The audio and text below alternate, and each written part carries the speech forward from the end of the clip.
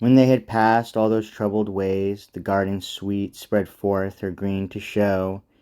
The moving crystal from the fountains plays, fair trees, high plants, strange herbs and flowerets new, sunshiny hills, dales hid from Phoebus' rays, groves, arbors, mossy caves at once they view, and that which beauty mote most wonder brought, nowhere appeared the art which all this wrought. So with the rude the polished mingled was, that natural seemed all and every part. Nature would craft and counterfeiting pass, and imitate her, art. Mild was the air, the skies were clear as glass, the trees no whirlwind felt, no tempest smart. But ere the fruit drop off, the blossom comes, this springs, that falls, that ripeneth, and this blooms. The leaves upon the selfsame bough did hide, beside the young, the old, and ripened fig. Here fruit was green, there ripe with vermeil side.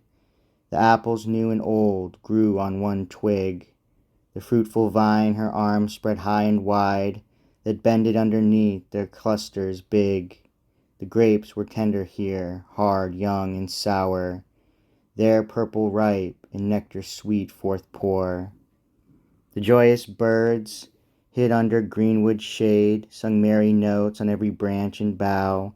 The wind that in the leaves and waters played with murmur sweet, now sung and whistled now.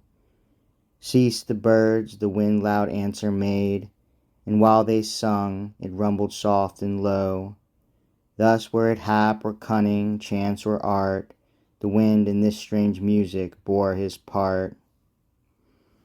With party-colored plumes and purple bill, a wondrous bird among the rest there flew, that in plain speech sung love lays loud and shrill.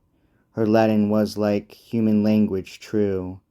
So much she talked, and with such wit and skill, that strange it seemed how much good she knew. Her feathered fellows all stood hushed to hear.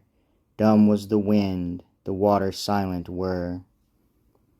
The gently budding rose, quoth she, behold that first scant peeping forth with virgin beams, half ope, half shut, her beauties doth upfold in their dear leaves, and less seen, fairer seems, and after spreads them forth more broad and bold, then languisheth and dies in last extremes. Nor seems the same, that decked bed and bower, of many a lady late and paramour. So in the passing of a day doth pass the bud and blossom of the life of man, nor e'er doth flourish more, but like the grass cut down becometh withered, pale and wan. O gather then the rose while time thou hast, short is the day, done when it scant began.